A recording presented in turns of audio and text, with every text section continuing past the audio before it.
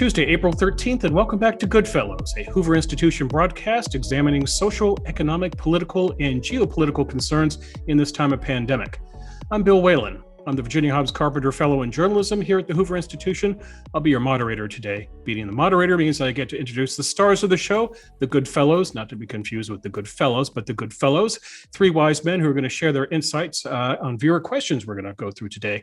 Let's meet the GoodFellows. First of all, John Cochrane. John is a distinguished economist, and he is the Rosemary and Jack Anderson Senior Fellow here at the Hoover Institution. Hello, John. Hi, everybody. Our second good fellow, Lieutenant General H.R. McMaster, former National Security Advisor, and the Hoover Institution's Fouad Michel Aljami Senior Fellow. Hello, H.R. Hi, Bill, John, and Neil. Looking sharp, I might add. And our third good fellow, last but certainly never least, Niall Ferguson, distinguished historian and author, and the Hoover Institution's Mailbag Family Senior Fellow. Hello, Neil. Hi, hey Bill, I'm looking forward to this a lot. Viewers' questions are just a great idea. And I think it was your idea, so I'm glad we're doing this. I think it's actually our producer, Scott Emigrant's idea, but I will steal it nonetheless. Thank you, Neil. So, gentlemen, on with the show. Last week, we asked our viewers to send in questions, and we were deluged with questions. Unfortunately, we're not to get to all of them, so let me apologize ahead of time to those of you who don't touch, but let me say two things. First of all, very smart, intelligent questions. You're looking at three PhDs who were very impressed by what you wrote, so thank you for your wisdom. Secondly, those of you who actually told us how much you enjoy the show, how it's helped get through the past year, that really means a lot to us too, because you do something like this, you don't know what impact it's making. So thank you very much for those kind sentiments. So with that, on with the show. Question number one, Mauricio from Sao Paulo, Brazil. Hola, Mauricio. As a graduating student who follows American and world politics daily, I have noticed that the corporate world has been implementing woke politics more and more. What can common sense people do to show corporations that this is something they should not engage in and that woke politics will actually harm them in the long run? Yeah, I'll just jump in first. I think the first thing you do is go back to what is the objective? What is the objective of the corporation? Do they want to ensure equal opportunity for all employees? Do they want to make sure that employees are judged by their value to the organization, to the company? Do they want to ensure they're judged by the degree to which they earn respect because of their competence and because they treat others with respect? And I think that in many of these cases, you can either choose to get mired into this interaction of critical race theory and bigotry and racism, or you can try to transcend it. So I think the first step in transcending is go back to what the objectives are. What is your vision for the corporation or the organization? Mm-hmm. Neil, John? Barry Weiss, who was our guest just the other day, launched recently the Foundation Against Intolerance and Racism, FAIR. My answer is go to FAIR and educate yourself about the racism of anti-racism and why it is toxic, not just on campus, but for your company. I'll add, speak out, tweet, support institutions that are like FAIR, like FIRE, like the Institute of Justice, like Hoover, like many others. Support people who are in the Twitter mob. As we discussed last week, fear is the biggest thing going on here. It's a small minority doing stuff, but people are scared to speak out. So you speak out and support others who are speaking out. Okay, building on what Neil said about Barry Weiss, here's a question from Miley from New Jersey, who asks, as discussed in a recent conversation with Barry Weiss, the universities and especially their social sciences departments have been co-opted by a multitude of postmodern critical theories, and that newer reformed institutions need to be established. But let's ask a difficult question. How probable is this for some undergraduates or nameless adjunct to build a new university? I'll go first. It's perfectly possible. It's difficult to begin with an undergraduate program. That is, I think, an important caveat. And I think the new institutions that will come into existence, and I'm confident they will in the coming years, will start with graduate programs because we know it's much easier to establish those from scratch. Think of, for example, the success of the Schwartzman Scholars Program, which became competitive with the Rhodes Scholarships in just a matter of a few years. So I think it's going to happen. In fact, I'm aware of at least two new institutions that are already at the drawing board stage. And let's face it, that's in keeping with an American tradition. We used to found new institutions all the time, and then we stopped doing it. And surprise, surprise, the old ones got captured. And we're kind of like, oh, now what do we do? Well, the answer is do what we used to do. new institutions, and it's an extremely exciting prospect. I predict that these new institutions will flourish, but remember, they can't really start with undergraduate programs because the competition with the top brands would be very hard to win. Start with graduate programs and go from there. Yeah, I'll just say that, after all this time with Neil and John, I might be starting to think like an economist, which I don't know if that's good or bad, but I do think that I do think that there is a great demand. So I would just emphasize the demand side. I mean, I think that undergraduates, graduate students should automatically resist being fed any form of orthodoxy. So I think that bodes well for the establishment of new educational institutions. I'd speak out again. It's possible to fix the ones we have. They are capable of reform. Some of our listeners have some wealth. Use your status as donor, as board of trustee, as influencer to demand that stuff be fixed from the inside. And then we don't necessarily have to rebuild the entire institution. You can also start building around.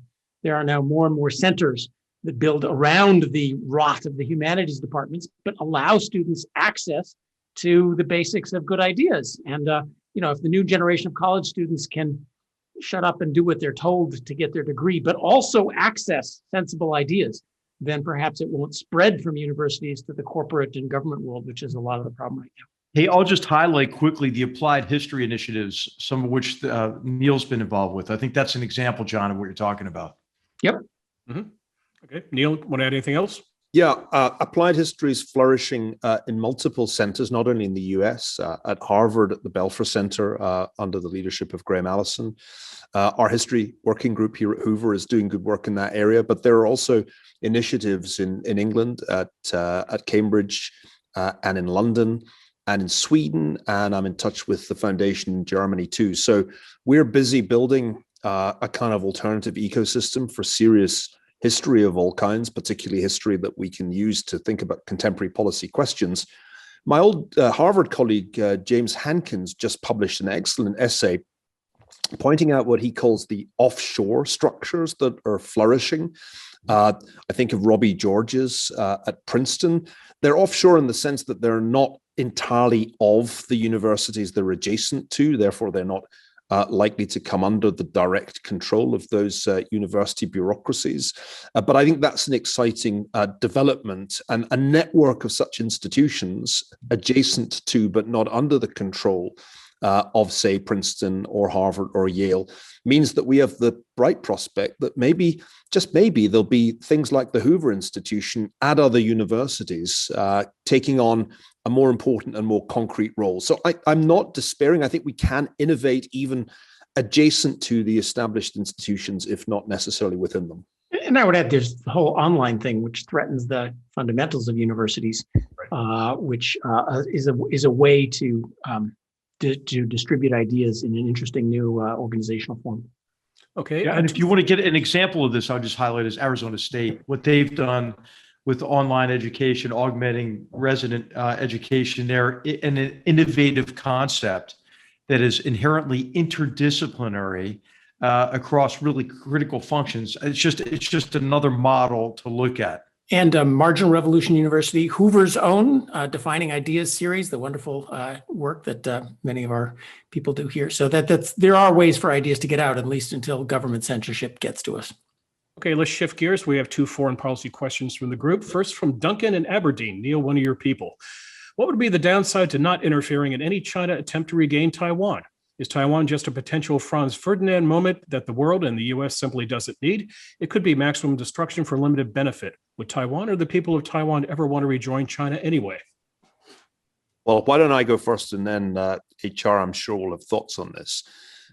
Obviously, there's a danger. It's something that I've written about, and HR has addressed in his book, that you end up with a major conflict over Taiwan between the United States and China, and that could be 1914 sized if it happened. On the other hand, that's not an argument for saying we should simply hand Taiwan with a ribbon tied around it to Xi Jinping, any more than it was an argument in 1914 for just letting the Germans have Belgium without a fight. International order cannot be based on simply capitulating to a hostile adversary. And in the case of Taiwan, it's not only that the United States has a commitment to help uphold the de facto autonomy of Taiwan that goes back to the 1970s and prevent a forcible reimposition of the control from Beijing. It's also that Japan regards Taiwan as crucial to its security, and the American commitment to Taiwan is of a piece with the US commitment to Japan. So simply to abandon Taiwan would be to completely destabilize the Asia-Pacific region with all kinds of unforeseeable consequences. And that's why I think it's extremely important that the US commitment to Taiwan be credible.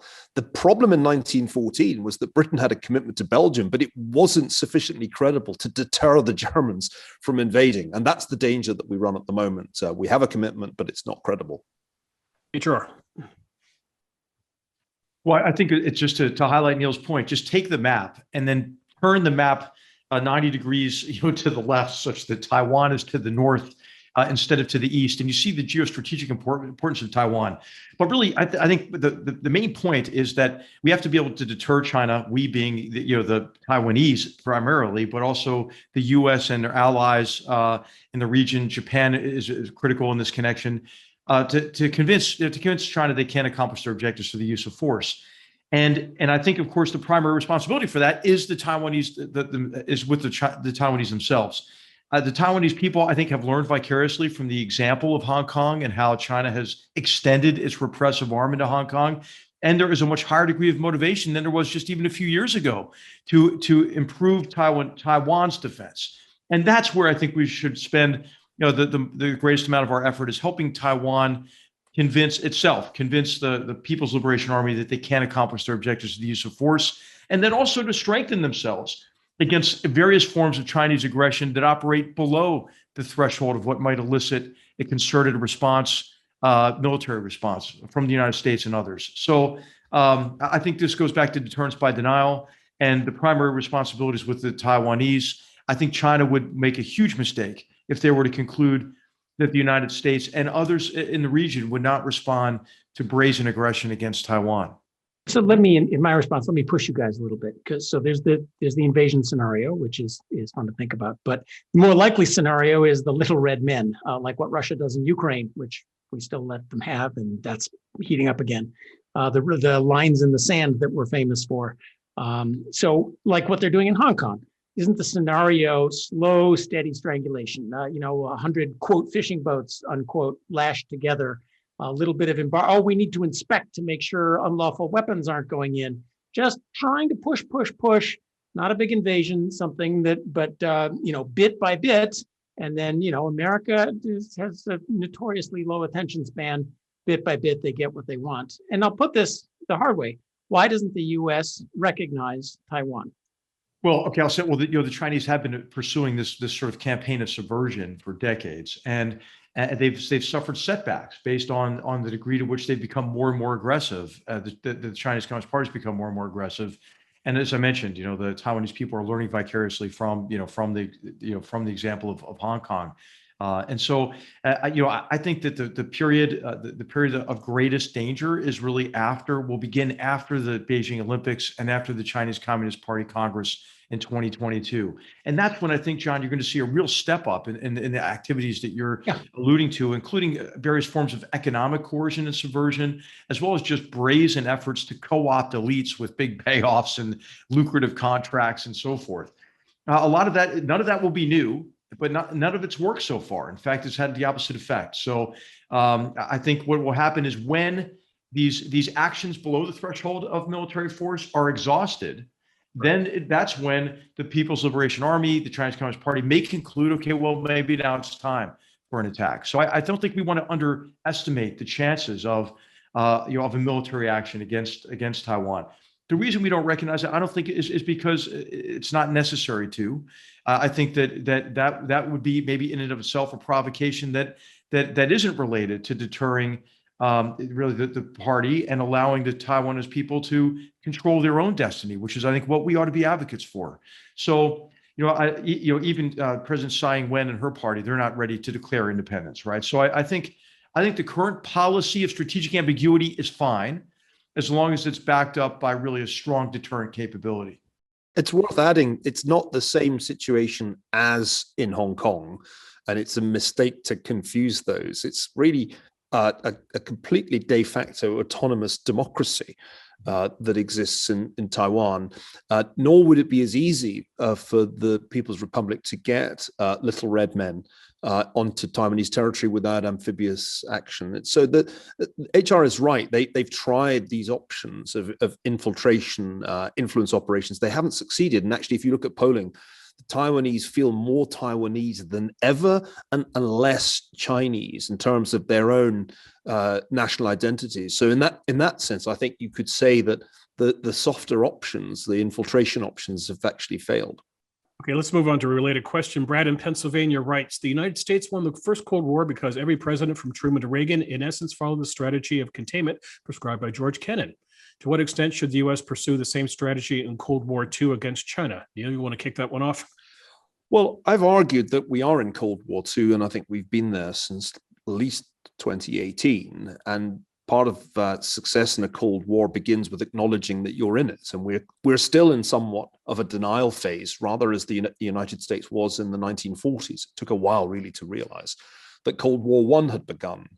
Containment, and there were various iterations of containment, was certainly a success, but it's not an entirely perfect analogy. It's not a strategy that necessarily works in exactly the same way, not least because of the extraordinary economic interpenetration of the People's Republic of China with not only the US economy, but the economy of the entire world. And that certainly wasn't a characteristic feature of the Soviet Union, which pursued autarky and had really very limited trading partners. So I think we need to come up with something different. We can't just photocopy George Kennan's original telegram and essay and change Soviet Union to People's Republic of China. Still, it is worth rereading what Kennan said, because if you do that, you realize that the central argument is applicable. The central argument was that ultimately the seeds of the dissolution of the totalitarian regime were already sprouting within it, and that therefore you simply had to contain it because eventually those seeds would grow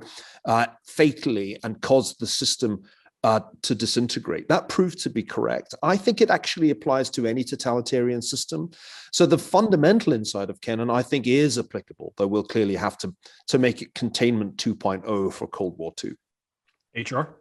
I think the analogy bears out because what Neil's talking about is really this idea that the Soviet Union would collapse under the weight of its own contradictions. And whereas today we see a China that appears to be supremely confident as it emerges from the pandemic itself, kind of ahead of the world and so forth, and it sees really the difficulties that we've encountered in our own country, that other democracies have encountered. But I really think that apparent confidence belies a profound fear, a fear of losing the party's exclusive grip on power.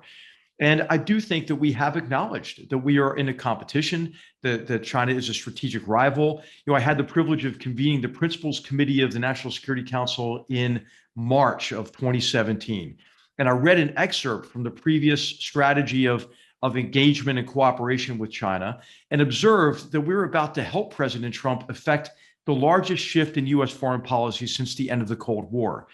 After the president made that decision to approve the strategy for competing with China as a strategic rival, we went to work on specific strategies to do that more effectively. One was on countering Chinese economic aggression. One was declassified in January or February of this year, and I recommend it. It's a strategy for the free and open Indo-Pacific. And it is a fundamentally sound document. It's a foundational document, and there are other strategies associated with it. To answer the question, yes, I think we will have a very high degree of continuity across multiple administrations because the nature of this competition, how important it is to our security, our prosperity, our influence in the world, I think is readily apparent to all Americans, regardless of political party. And I think the greatest source of continuity in our policy will be Xi Jinping and the increasing aggressiveness of the party and how the party is succeeding in offending not only our sensibilities and highlighting the danger to US interests, but to the interests of all citizens across the free world. And I think you'll see with Prime Minister Suga's visit to Washington, a high degree of concurrence in terms of what we need to do to compete effectively with China. John, anything to add, or shall we move on? Yes, no, I want to add because I'm the token dove on this program, and so I have to stand up for this is not Cold War II because it's a very different adversary and a very different situation. Our trade with China is bigger than ever, and I think when it comes time to end communism, the communists will sell us the rope. They'll put it on container ships, and it'll be ready just in time. You guys mentioned it. Their prime motivation is fear. Their motivation is not world domination or whatever the Soviets had. Their sphere of is, to what extent is it U.S. Strategic interest? Yeah, they're not behaving well in the South China Sea and the area, but they don't have tanks ready to roll across Poland and into France. Nobody around the world wants the China model. Xi Jinping T-shirts are nowhere near as popular as Che Guevara T-shirts were, and no matter how dumb American campuses are, we haven't even gotten ourselves there. And I think one of the greatest dangers we face is the chance of whipping this up and thereby shooting ourselves in the foot. A massive industrial policy to build things at home at 10 times the cost. Of course, it has to be made with union labor and American materials. We can shoot our own economy. And one of our greatest, and we're busy shooting ourselves, one of our greatest strengths is openness. We should be letting Chinese people come to the US and see what the US is like. We should be letting every computer programmer and chip engineer from Taiwan into the US with a brand new H-1B visa. Shutting ourselves off from China and the intellectual exchange is one of the worst things we could do here. So there's a great danger of shooting ourselves in the foot by turning this into, we're replaying the Soviet scenario. Well, can I just agree with John quickly? I mean, the most important competition is the economic dimension of this competition, as well as the technological element of this competition. It is important, I think, for us to practice economic statecraft to compensate for the Chinese Communist Party's unfair advantages, the use of their mercantilist model at our expense. And I think an example of great bipartisan support for a pretty smart approach is the Strategic Act or the Strategic Competition Act that we've just seen out of the Senate Foreign Relations Committee with tremendous bipartisan support. There are elements of what John would say is industrial policy there, but I think they are necessary elements. And it will all be about implementation. We have to be, I agree with John, we should be smart about this. John, you could have made all those arguments about Germany before 1914, but the key thing was that the United Kingdom failed to deter the Germans from taking aggressive action. You say there aren't tanks lined up on the border. Actually, there are. There are full-scale military preparations in place for the invasion of Taiwan. And what we've got to get right is what the United Kingdom got wrong over 100 years ago. We've got to deter China from taking that kind of aggressive action. If we can deter them from doing what Germany did twice in the 20th century, then we can carry on enjoying the benefits of trade. But of course, we cannot allow them to tilt the playing field as they have done for years with their mercantilist. Let me just first, didn't you write the book saying that the UK shouldn't have fought the First World War? And second, no, actually, here's my worry. You obviously haven't read it, John, because if you'd read it, you'd know that my argument was that Britain failed to deter Germany. Yes, and by adopting conscription prior to 1914, Britain would have had an army that would have deterred the Germans. So there really are important lessons from British history for American policymakers. It would be calamitous to repeat the mistakes of the 20th century and fail twice to deter China in the way that Britain failed twice to deter Germany. But you also said don't make threats that you can't keep, which is the danger here. So deterrence has to be serious. You have to mean it, and you have to have the means to do it. And second, my worry in the industrial policy is that we will do to the chip industry what the Jones Act did to the shipping industry in the name of national security. Well, it's probably time to repeal the Jones Act for that reason. Hey, a couple things. Hey, I'm sorry, you're getting like the historians all excited now here. Just a few things to recommend. First, The Pity of War, which you recommend, it's Neil's book, but also Michael Howard's The Continental Commitment, and a great essay that Margaret Macmillan did on the anniversary of the beginning of World War I called The Rime of History, which is on the Brookings website. So I think for those aspiring applied historians out there, those books, I think, are analogous to the geostrategic competition with China today. Okay, guys, I want to keep the show moving. We're going to keep discussing China, I think, as long as we're going to be doing the show. We received a lot of questions directed to each of you individually. So let's do a couple of those very quickly. John Cochrane, let's begin with you. A question from Kevin in Durham, North Carolina. Here's what Kevin wants to know. What can we do to address income inequality? Oftentimes, conservatives dismiss income inequality as a non-issue. If we assume for a moment that income inequality is undesirable, what is a conservative solution to it? Well, I don't grant that it is a problem. The minute you say income inequality is a problem per se, you say we are made better off if Bill Gates is $1,000 poorer and you're $100 poorer. That just doesn't follow. Now, the inequality is, I think it's a symptom of something that really is real, which is opportunity. And I think it's the answer to inequality, which is really just a political buzzword for we want to decapitate the rich. It's a political buzzword for him. So the answer to inequality is to say, look, there's something genuine that we both should worry about here. And that's the lack of opportunity among people left out of America. Horrible public schools, crime-ridden neighborhoods, residential laws that make it impossible for them to move to where the good jobs are, labor laws that make it impossible for sketchy people to join the workforce and learn how to move up in America. So I answer it with, if you're an honest person, let's rephrase it. What we should be worried about is opportunity and growth for everybody. The reason we don't hoe fields like our great-great-grandparents is growth for everybody, not because of redistribution. All right, HR, question for you from Danny in Los Angeles. Danny asks, I just turned 19 and I'm deeply worried about my generation's low self-esteem of its own country, especially on the world stage. American interventions in Iraq, Afghanistan, Libya, and Yemen have made millions of my peers critical of U.S. leadership in global affairs. How can my generation get past its cynicism and learn to lead a deeply troubled world? Yeah, I think you just should have pride. You should have pride in your country and pride in what our country has accomplished for us as a nation, militarily when called upon to do so, but also for the world. And of course, we've made mistakes. I mean, I think that most Americans would agree, okay, invading Iraq in 2003 was a mistake, but we should also recognize that it was only after the most devastating terrorist attack in history that we invaded Afghanistan. And what did we do as a byproduct of that? We ended 5 years of horrible tyrannical rule of the Afghan people who had suffered already for decades of war. But I think what we have to recognize is that others have agency over the future. Wars don't end when one side disengages. As G.K. Chesterton said, war may not be the best way of settling differences, but it might be the only way to ensure they're not settled for you. So I think it's important for us to recognize, first of all, that America makes mistakes, but America has been a force for good in the world. And I think especially after the two devastating wars of the 20th century, World War I and World War II, the United States was responsible for establishing a world order that lifted hundreds of millions of people out of poverty. And look at some specific examples of the intervention in Korea in 1950, and look at the stark contrast, if you want to see one, between systems south of the 38th parallel and north of the 38th parallel. So I would just say, Daniel, study history, be skeptical about any orthodoxy that is fed to you associated with the new left interpretation of history or the realist school.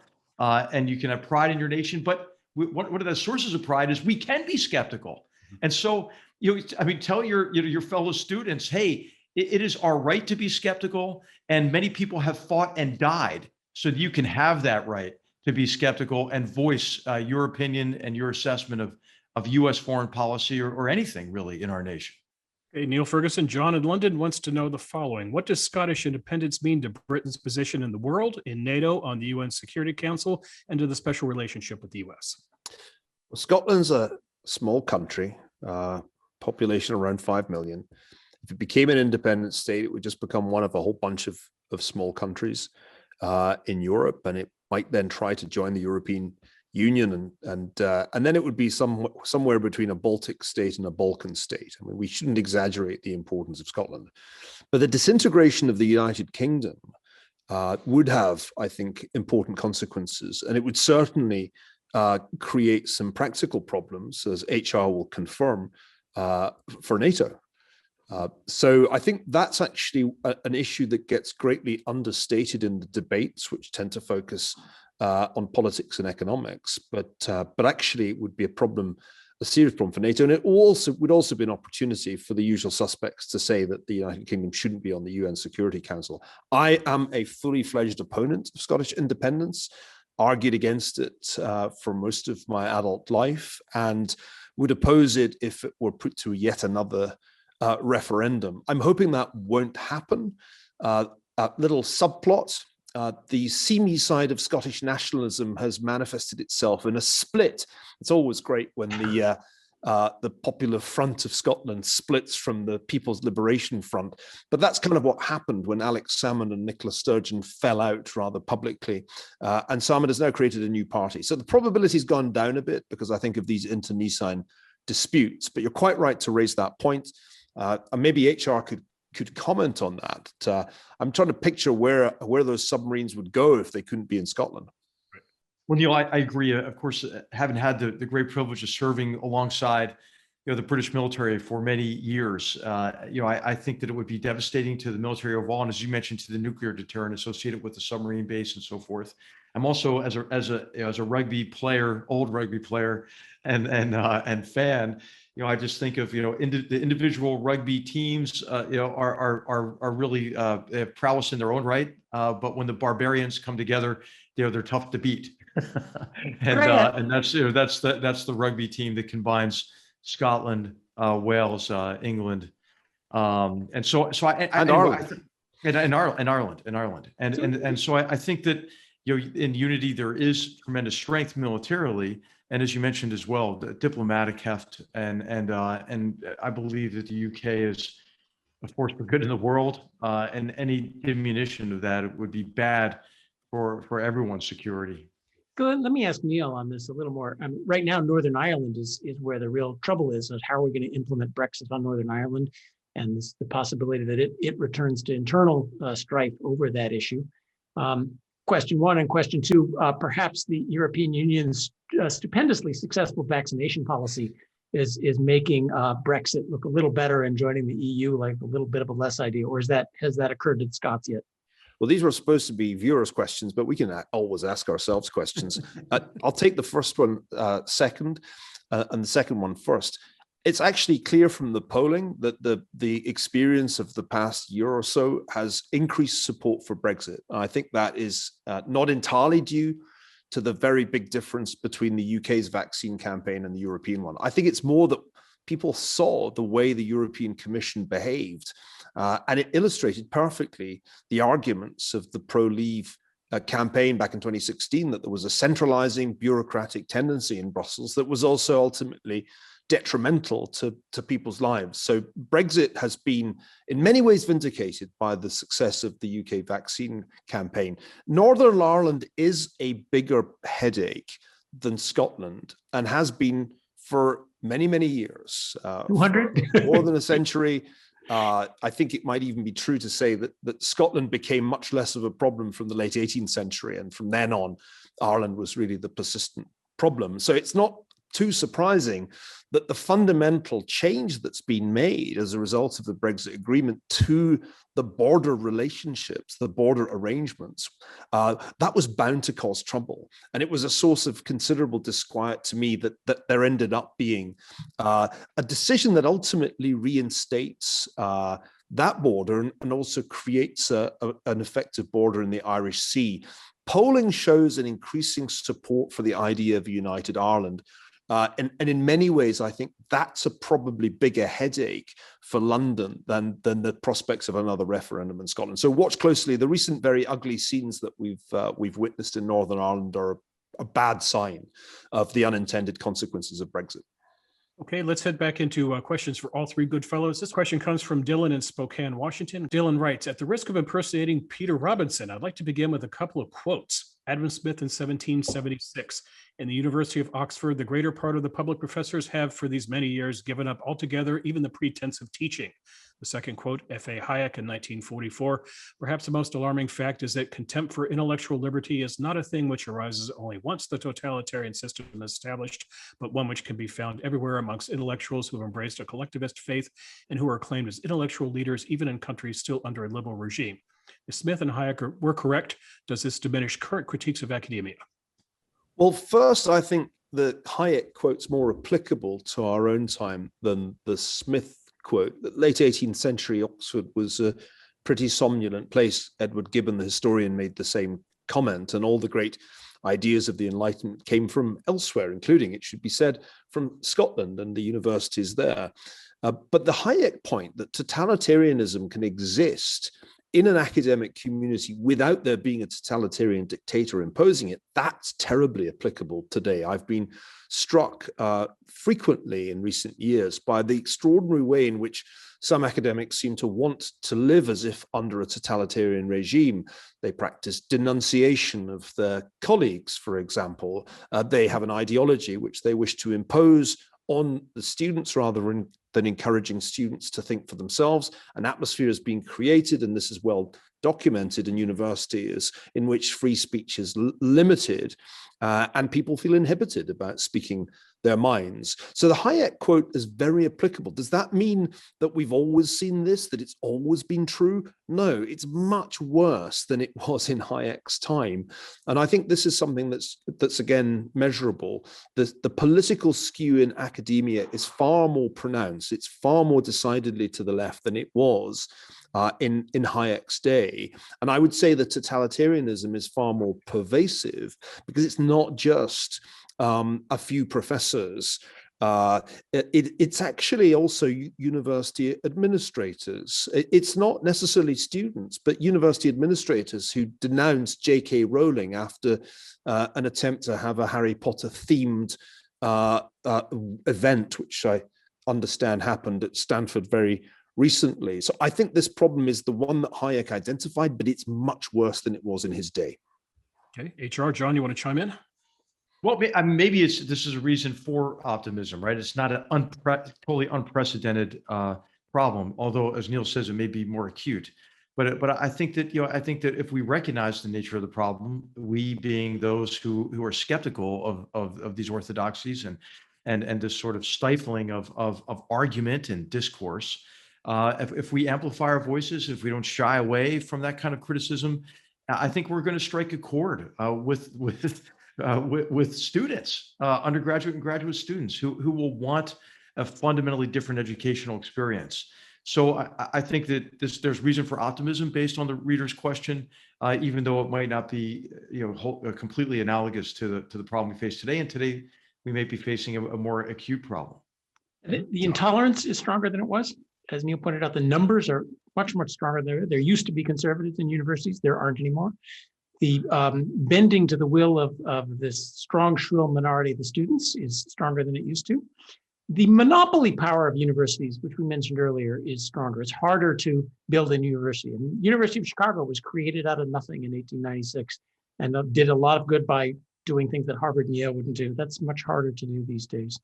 So I do think, and it's spilling out the intolerance. The most important part is the intolerance, not the crazy ideas, the intolerance for other ideas. That's spilling out into the government and corporate world as an organized movement in a way that did not happen earlier. Though I think our historians will tell us that much trouble always comes from universities. Right. And I just want to point out, though, that others saw this coming years ago, too. Christopher Lax was writing about this in the 90s when he talked about the corporate and bureaucratic structure of universities. So I think that this isn't just suddenly upon us, right? This is something that's developed over time. Yeah, the rise of the administrators is something new. Okay, a question from Hayden in Orange, California. Quote, what is it going to take for our country to return to being guided by reason rather than emotion and partisanship in your areas of expertise? If we do not return, how long before America loses its title as a world superpower? Well, let me break a lance for partisanship. Sometimes it's a good thing. Remember, the term partisan as a term of abuse overlooks the fact that in a free society, there do have to be political parties. You can't really have democracy without them. And in some ways, having a two-party system has certain advantages that I wouldn't trade for a multi-party system and proportional representation. As in court, there are two sides. There's the prosecution and the defense.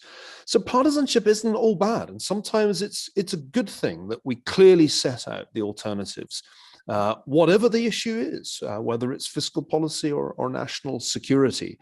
Of course, partisanship is also a somewhat unseemly thing. And the founding fathers agonized about it almost as soon as there were parties in the American system. But I think it's a mistake to wish them away and imagine that we're all going to establish some bipartisan unity. That might be possible on a couple of issues, China, maybe big tech, but it's never going to be possible on the majority of issues. And I don't think we should want it to be.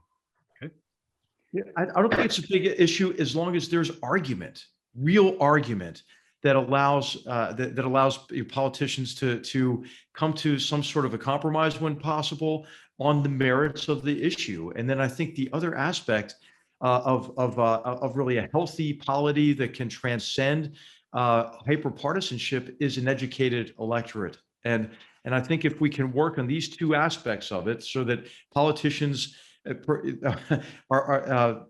portray their own responsibilities or think of their own responsibilities as less performative and more formative and substantive and argumentative, and the electorate is educated about these issues, then I think we can recover, from the hyperpartisanship that we've experienced, in which those who are most vitriolic about issues tend to be those who are the least informed about those same issues.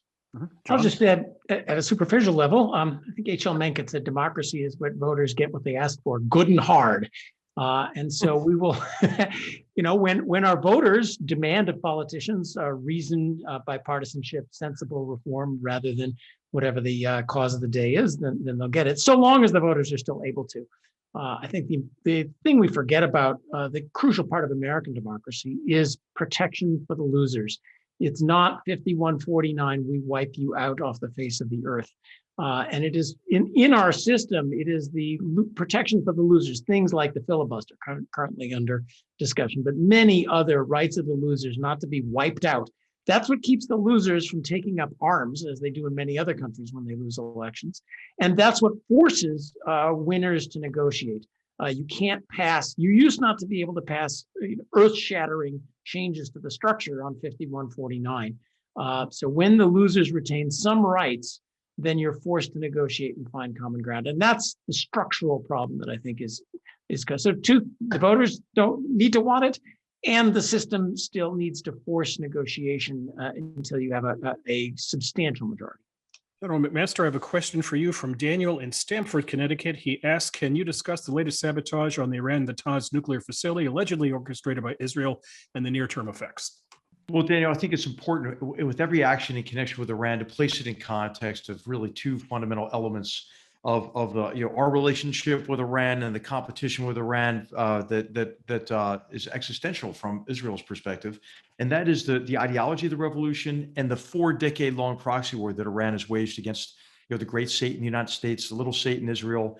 It's repeated pledges to wipe Israel off the map. Now imagine if you're Israel, right? Israeli leaders looking at that regime gaining the most destructive weapons on earth. This is what gave rise to the Begin Doctrine, that Israeli leaders will not accept a hostile power having the most destructive weapons on earth.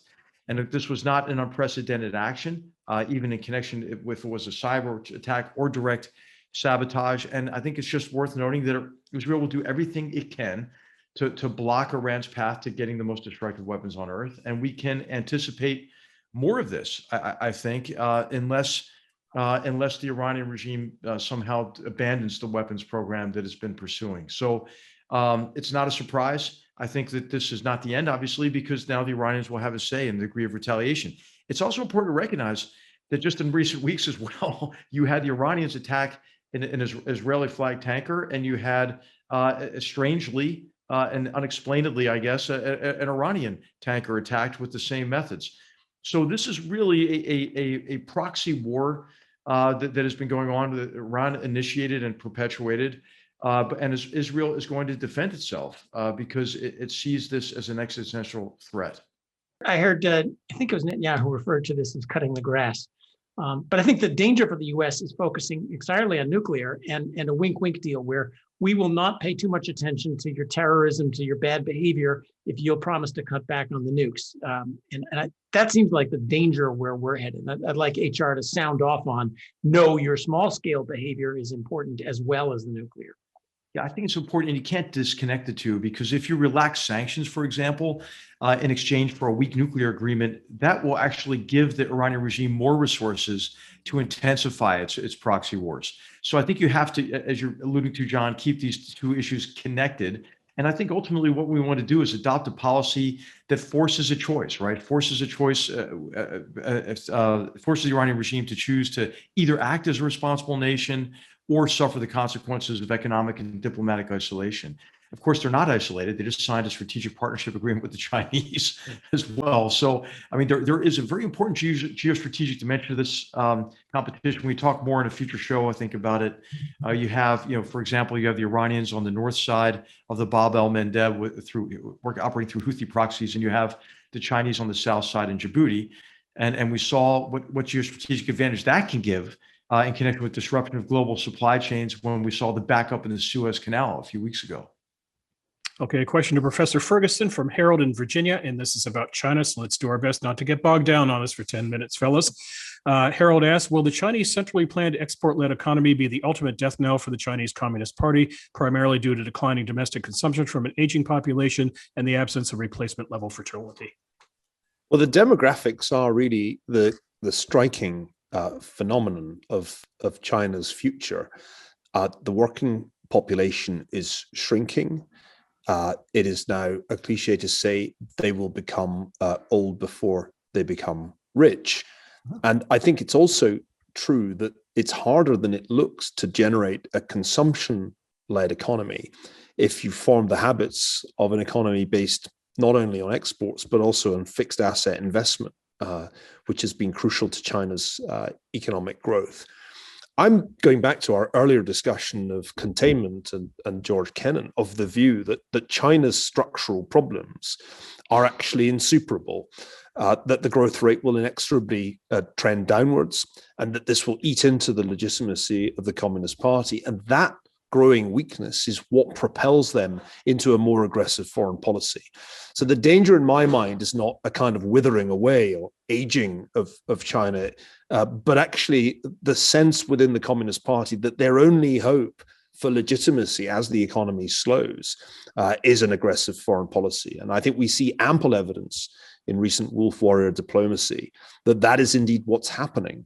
And that's why we should be worried about China, not that it's going to become tremendously strong and 3 times the size of the US. I've heard that kind of thing predicted. No, it's going to slow down and stagnate demographically because of debt dynamics. And then that's when they're at their most geopolitically dangerous. Well, I agree. I think they always saw it as a fleeting window of opportunity to take center stage in the world. And I think they may see that window closing more rapidly and want to act out at a time when they feel they're in a position of relative advantage. So I agree with Neil's assessment. Hey, Dr. Cochrane, we have a question to you from Mark from Windsor in California. He asks, is John going to admit that he was wrong about Janet Yellen somehow being moderate and responsible, or is there still some hope she still hasn't crushed?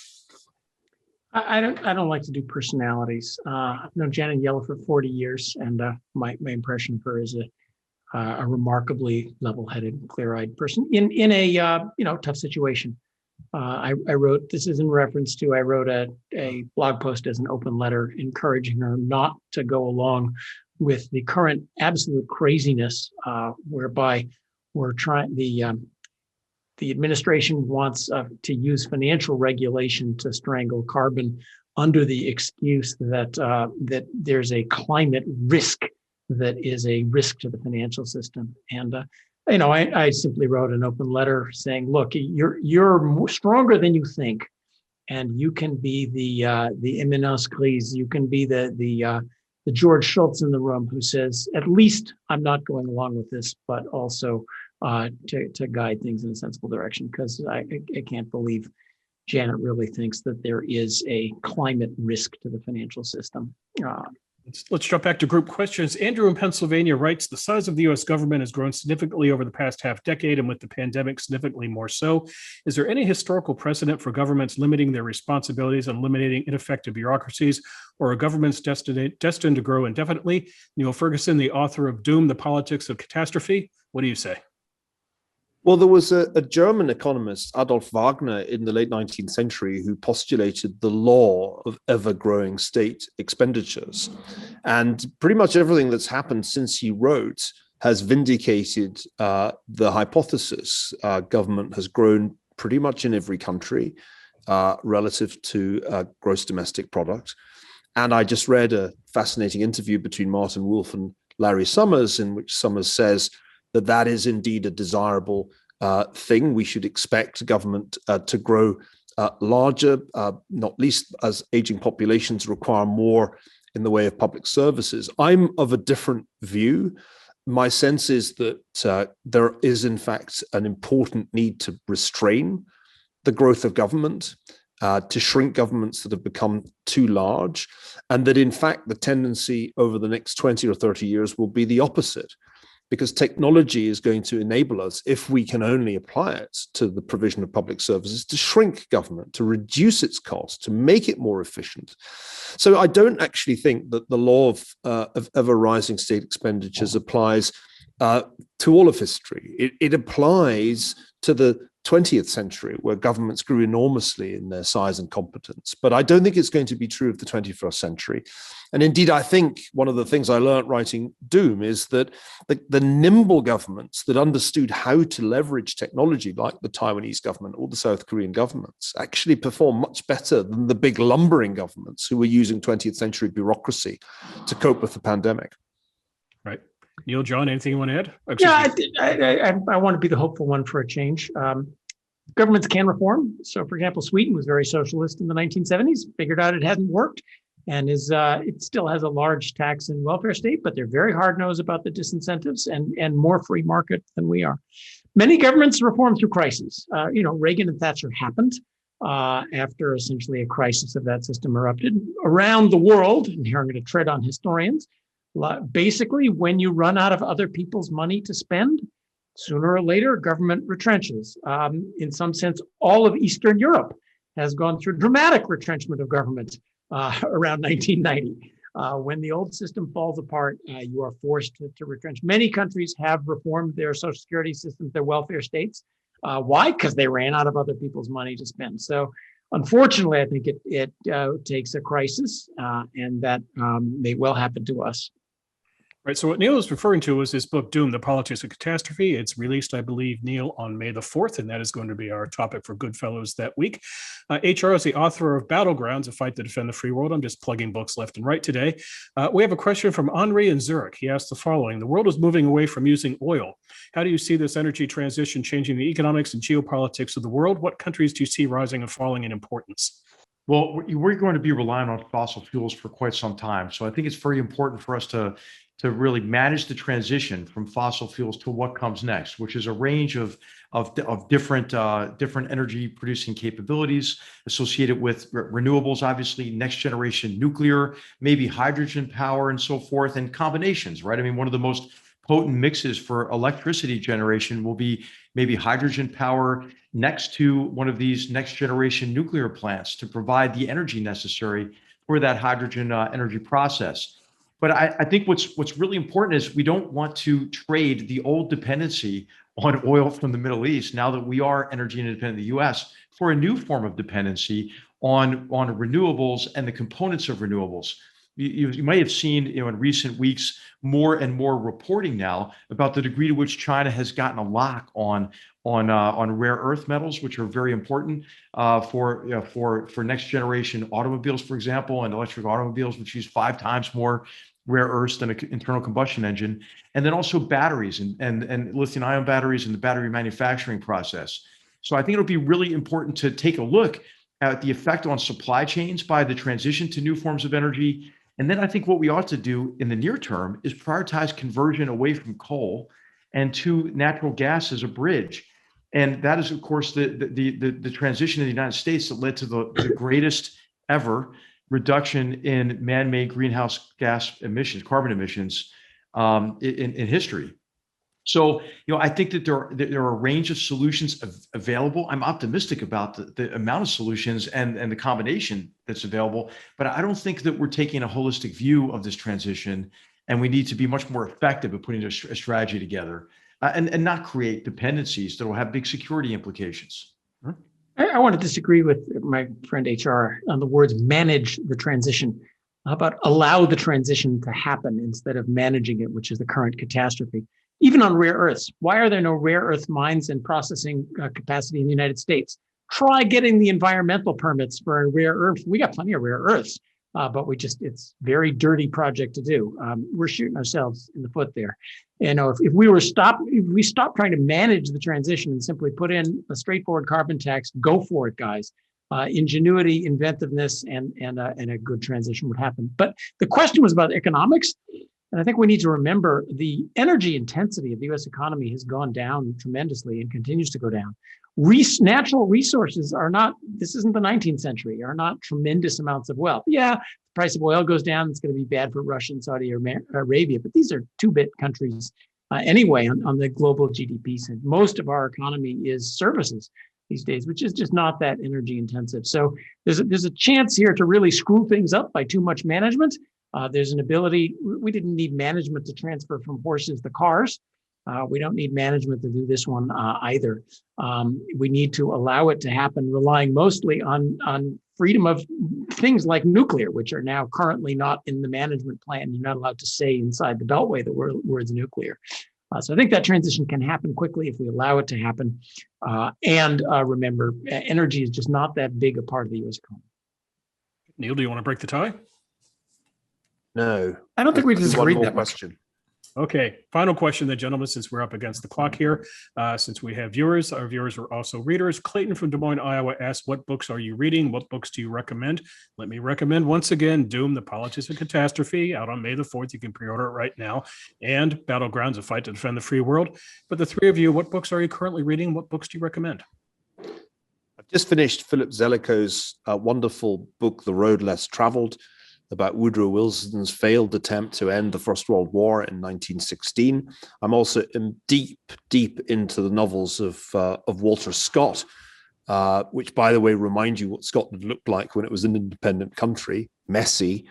So yes, I like to combine nonfiction and fiction on my reading stand, and Zelikow and Scott are my authors of the moment. HR, what books are you listening to when you're out paddleboarding? Well, I'm finishing Black Wave, which is about the competition between Saudi Arabia and Iran.